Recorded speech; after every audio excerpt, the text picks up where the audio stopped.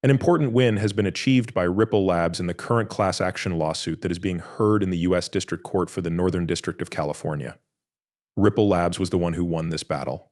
In the United States, the legal processes are taking place in the court system. Some say that securities were not registered with the right government bodies. And these claims are what the fight is all about. A federal judge in Oakland agreed with the company's request for summary judgment. This was in answer to claims that the company had sold securities that were not registered. The motion was made in reaction to class actions that were filed by both the federal government and state governments over the claims. The cases were brought up for discussion.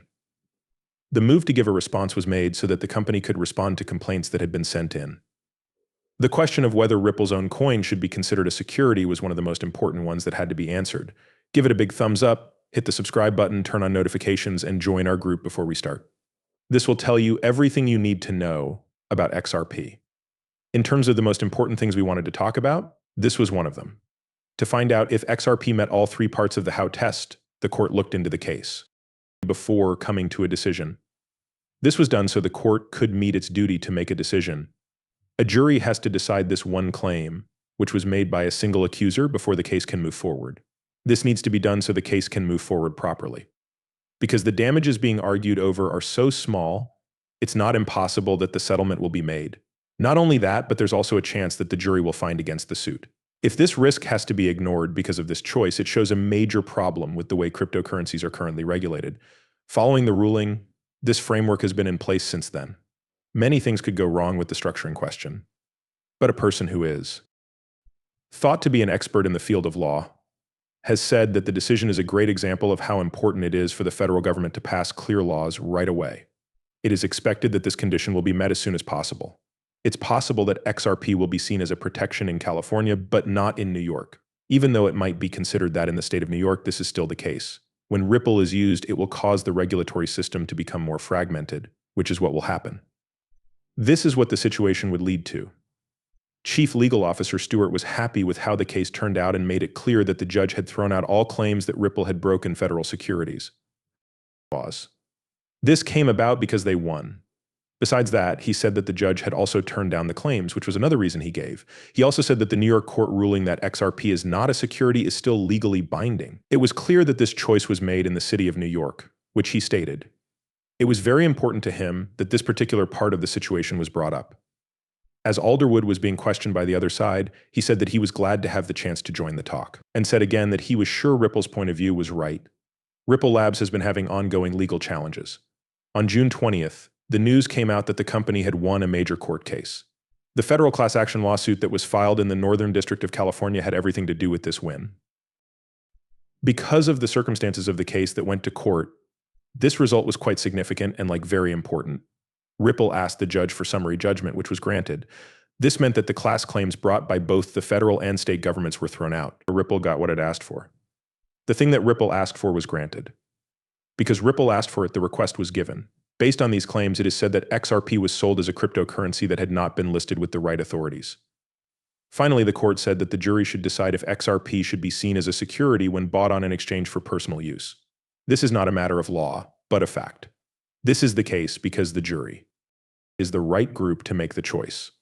A lawyer who specializes in cryptocurrencies, Mark Fagel, gave an opinion that is completely different from another decision. This shows how hard it might be to understand digital assets from a legal point of view. When it comes to cryptocurrency, Fagel really knows his stuff. It would have been more interesting if the court had ruled that the program and sales were actually sales of securities.